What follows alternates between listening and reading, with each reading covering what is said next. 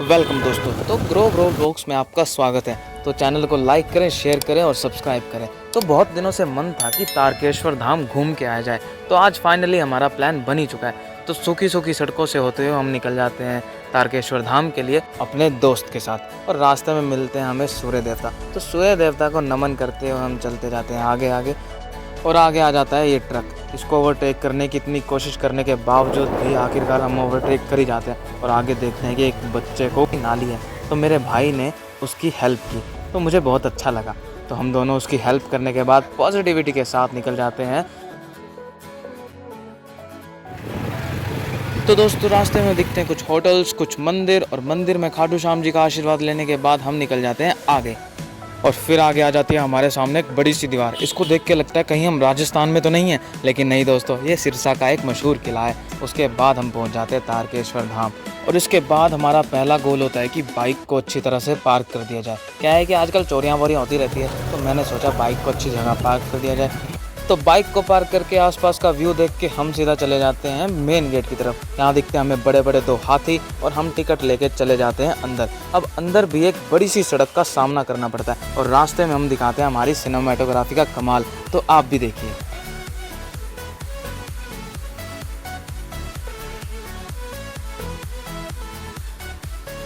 तो दोस्तों सिनेमाटोग्राफी करने के बाद अब बारी आ जाती है हमारी जर्नी को कंटिन्यू रखने की। तो सबसे पहले कुटिया के अंदर जाने से भी पहले हमें जूता घर जाना पड़ेगा। क्या है कि अब बाइक को पार्क कर दिया तो जूतों को भी पार्क करना बनता है। तो जूते वूते बढ़िया उतार के सॉक्स भी उतार दिए थे। क्या है कि वो भी गंदी हो जाएंगी, तो हमने ले लिया अपना टोकन। तो टोकन हमारे हाथ में आ चुका है और हम चले जाते हैं कुटिया के अंदर। तो आप देख सकते हैं दोस्तों, यहाँ नीला नीला था सब कुछ, और मेरा फेस भी पूरा नीला दिखाई दे रहा था।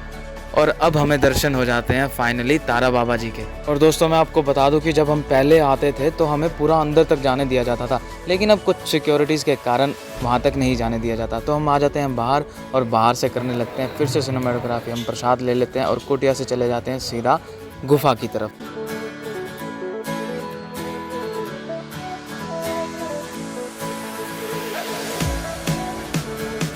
तो मैं आपको बता दूं दोस्तों, ये जो सामने दिख रहा है बहुत ही खूबसूरत तरीके से बनाया गया। अब इसको दोबारा रिनोवेट किया जा रहा है। हम गलत समय पर आ गए हैं, लेकिन दोस्तों जब ये बन जाएगा तब एक बार फिर से दोबारा यहीं आएंगे।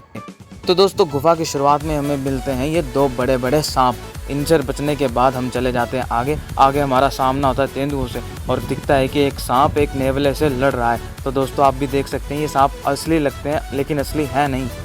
और मुझे तो ऐसा है कि जिन्होंने ये बनाए हैं वो उनकी कारीगरी कितनी है। तो दोस्तों एक लाइक और सब्सक्राइब उनके लिए तो बनता ही है। तो गुफा में अंदर जाते जाते हम देखते हैं कि आगे ताला लगा हुआ है, लेकिन हमें सीढ़ियाँ चढ़ के तब मिल जाता है। तो आगे हम देखते हैं कि बड़ा सा शिवलिंग है, और इसको छूना मना है। तो हमने दूर से ही आशीर्वाद लेके अपनी जर्नी को कंटिन्यू रखा और आगे चले गए। और दोस्तों अब मैं आपको एक कहानी सुनाता हूँ कि जब मैं बचपन में जब छोटा होता था ना, तो यहाँ आता था तो बहुत डरता था, लेकिन अब मुझे यहाँ देख के बहुत अच्छा लग रहा है। जो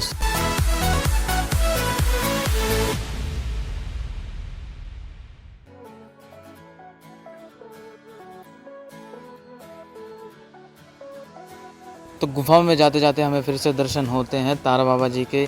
और दोस्तों आगे हमें दिखता है कि जब तारा बाबा जी प्रवचन देते थे तो लोग कैसे मंत्र मुग्ध होकर वो उन प्रवचनों को सुना करते थे।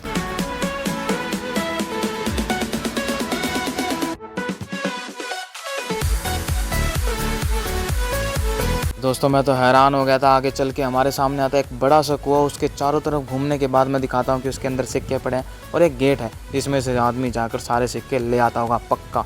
लेकिन दोस्तों सही टाइम पर ना आने पर हमें दिखता है कि अभी भी रिनोवेशन का काम चल रहा है, तो हमें बहुत बुरा लगा, लेकिन कोई बात नहीं।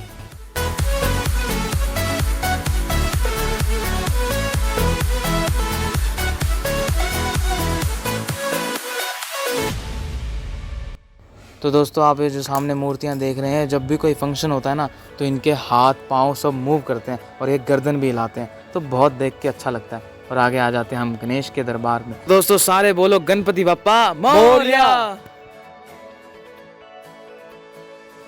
तो दोस्तों सब दिल थाम के बैठ जाइए, और हम देखने वाले हैं शिवजी जी की सबसे बड़ी मूर्ति।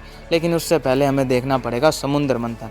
और दोस्तों समुद्र मंथन की कहानियाँ तो हम सबने सुनी हुई हैं। एक तरफ पूरे राक्षस गण लगे हुए थे, और दूसरी तरफ पूरे देवतागण अमृत को लेने की।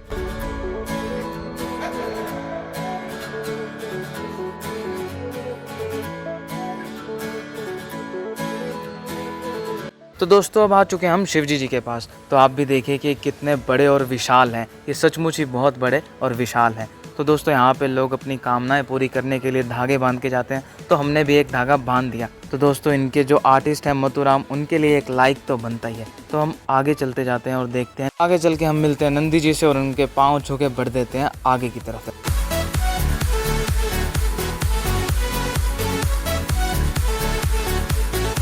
और दोस्तों जिस तरह ये बच्चा घूम रहा है ना सीढ़ियों पर, मुझे भी ऐसे ही घूमना है, लेकिन क्या करूं, मैं बड़ा हो चुका हूं, अब मैं ऐसे नहीं घूम सकता, सिर्फ अपने कैमरे को घुमा सकता हूं। तो एक बार फिर दोस्तों हमें रिग्रेट होता है, क्योंकि नीचे फिर से पेंटिंग की रिनोवेशन चल रही है। हमें लगता है कि हम फिर से गलत समय पर आ गए हैं, लेकिन दोस्तों जब ये रेनोवेट हो जाएंगे तब हम एक बार फिर से आएंगे और फिर से व्लॉग करेंगे।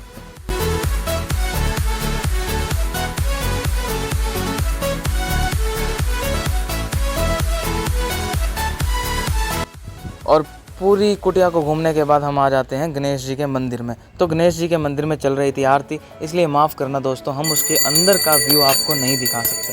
आप भी मेरी तरह बाहर से ही माथा टेक लीजिए और मन्नत मांग लीजिए।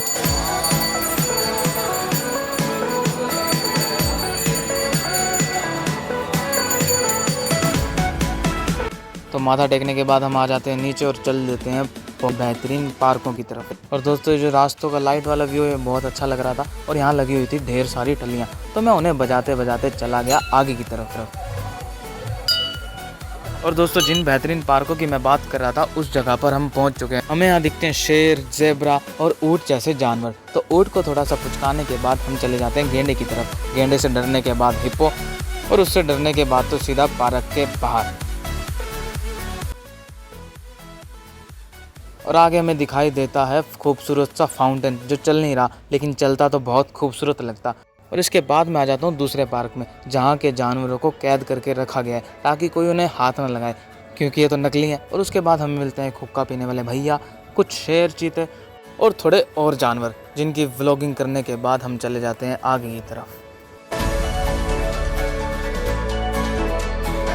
और दोस्तों यहाँ से शुरू हो जाती कृष्ण लीला, कि कृष्ण किस तरह से गोपियों को तंग किया करते थे। तो उसका भी दृश्य आप सामने देख ही सकते हैं।